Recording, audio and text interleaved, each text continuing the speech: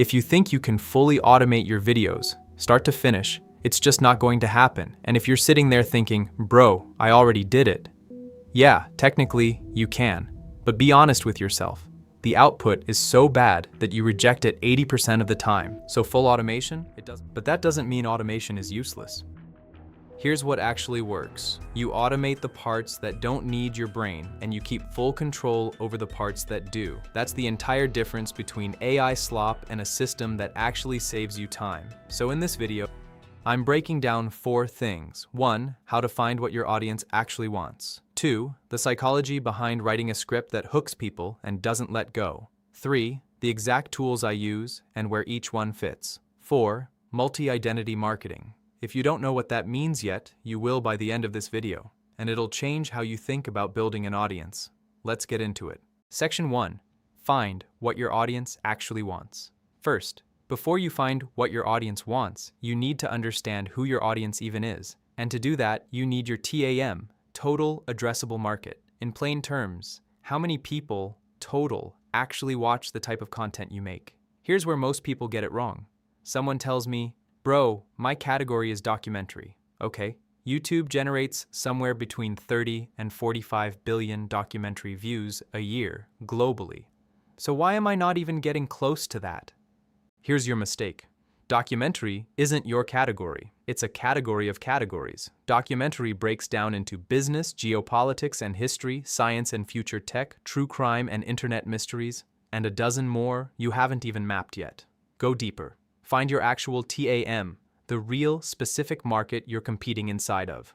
Once you have that number, compare it against your own yearly views. Calculate the percentage. That's your real market share, your target. Somewhere between 1 and 10%. Honestly, if you're already at 10%, you don't even need this video. You're already winning.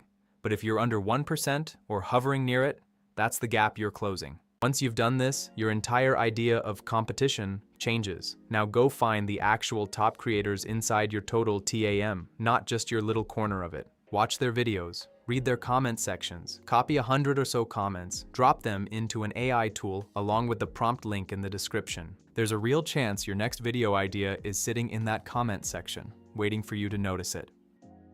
Section 2, the psychology behind writing the script. Now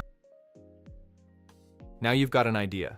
Don't start writing yet. First, think about your title and your thumbnail. Search YouTube. Has someone already covered this? How's it ranking? I use vidIQ to check competition and search volume. Here's what a strong score looks like. Here's what a weak one looks like. Once your title and thumbnail actually hit, then you're ready to write. Here's the one rule that matters most. Never let AI write your script. The only thing AI is allowed to touch is wording and structure after you've already written it yourself. The thinking has to be yours. Do your research, summarize it, and if the topic genuinely doesn't need research, go for a walk and picture the video in your head, start to finish. When you're imagining the opening, don't start with an introduction. Start with mystery. Say something nobody's expecting. Then, every 1 or 2 minutes, plant a question in the viewer's mind, sometimes directly, sometimes without them even realizing it's a question. In writing, this is called an open loop. There's an actual psychological term for why it works, the Zeigarnik effect. Your brain holds on to unfinished things far harder than finished ones. An open question is an unfinished pattern. It won't let go until it's closed. That's the mechanism keeping people watching. And when the video ends, it needs to leave one thing behind, a genuinely unique way of thinking about the problem, the case, the topic, whatever it is. Not information, a perspective. That's the difference between someone watching your video once and someone becoming your subscriber. Section 3, tools. This part's simple. Face avatars, Google Flow and HeyGen. Video generation, Meta's models, Qwen, and a few other Chinese models. Images, Gemini and GPT. Motion graphics, real, high-quality animated visuals. I build using AI coding platforms. Claude Code, Codex, Anti-Gravity, tools in that category. I already broke down exactly how in my last video. Go watch that, it'll save you a lot of time. Last one, multi-identity marketing. This means running multiple identities across multiple platforms, some built entirely with AI, that promote you, directly or indirectly. It's a complex idea, but once you actually understand it, it's one of the most powerful tools available to you for a long-term personal brand or a startup. If you want the next video to be about how you can run agents, Hermes OpenClaw, across multiple phones 24/7, by the way, that's an open source project I built myself, and I'll publish it if enough of you want to see it. Comment agent. Okay, multi-identity marketing explained. Say you run a fitness YouTube channel. You build a few AI avatars, separate channels, posting shorts about posture correction, teaching the basics. Those channels start getting reach, people start trusting them. Here's an example. Say your main channel is Fit with Arjun. That's you, your face, your name. And one of your AI avatar channels is Posture Fix Daily.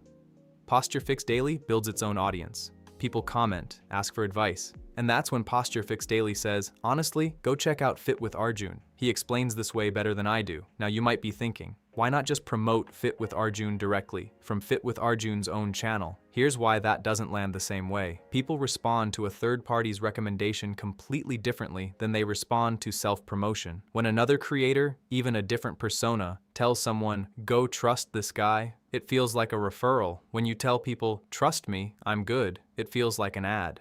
Same message, completely different psychological weight. This is close to what Cialdini mapped out in his research on persuasion. People weigh a stranger's endorsement far more heavily than a person's endorsement of themselves. Borrowed trust moves faster than claimed trust.